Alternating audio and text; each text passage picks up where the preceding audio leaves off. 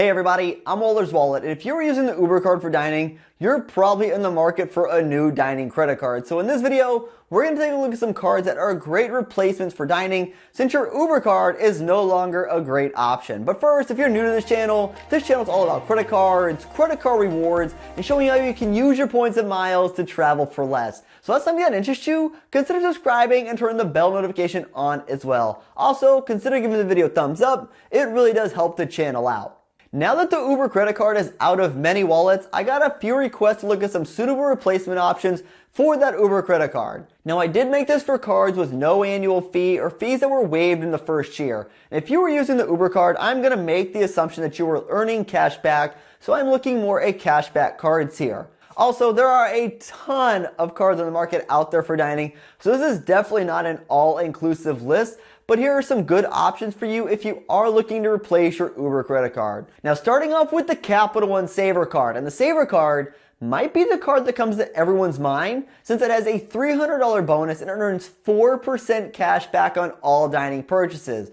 It also comes with no foreign transaction fee, and while it has a $95 annual fee, it is waived in the first year. And since this is a MasterCard, you're also going to get benefits like cell phone protection, as well as some other benefits as well. And if you happen to have the Capital One Venture Card, then you can move the cash back to miles when you transfer that over to the Venture Card as well. And this could be a great option for you, especially if you spend a lot of money on dining, but it might not be the best option for you, and I'll explain that here in a few minutes.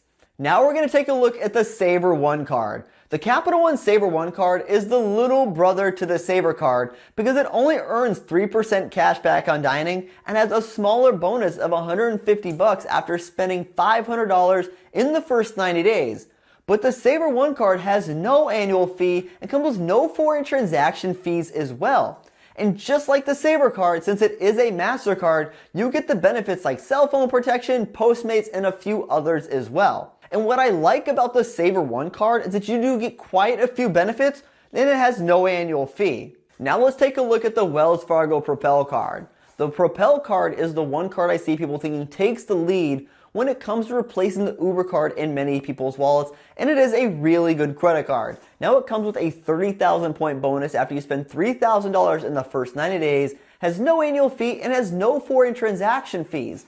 But while this card has no foreign transaction fees, it is in the American Express network, so the acceptance rate worldwide is going to be lower than that of Visa or MasterCard. So while this card is a pretty solid card, it could be more limited though because it's in the American Express network.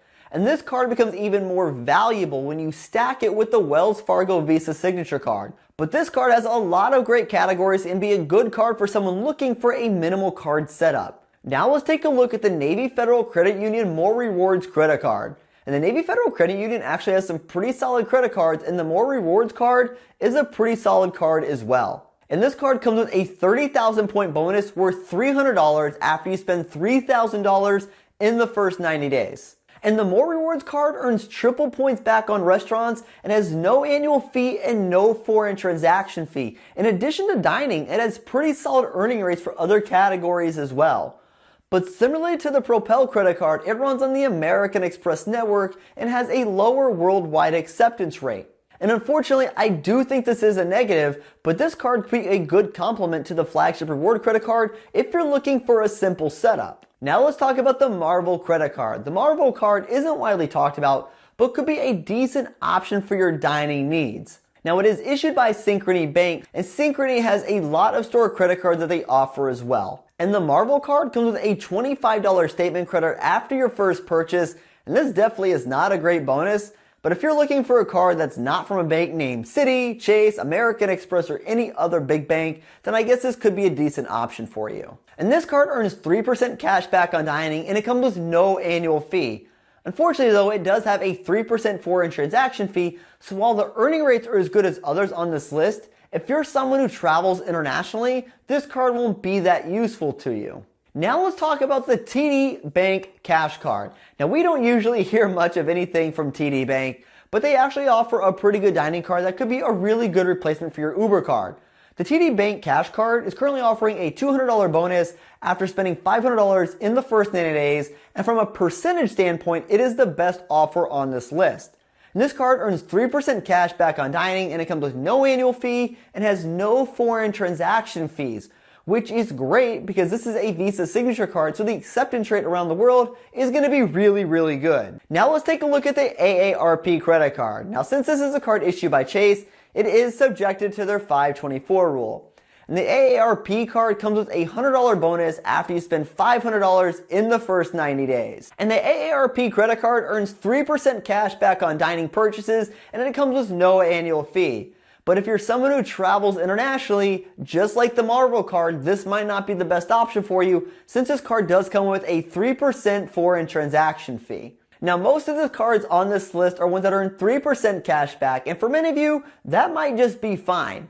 Because while the Saver card might be the best earner at 4%, after year one, you do need to do some math, because the break-even point for that $95 annual fee compared to the 3% card is $9,500, which is a lot of money to spend on dining. So if you don't spend at least $9,500 in dining a year, and I'm going to go on a limb here and say that most of you don't, then a 3% cashback card is going to be better for you in the long run. Now, while it sucks the Uber card is no longer an option for us anymore, there are plenty of options on the market to help fill in that void.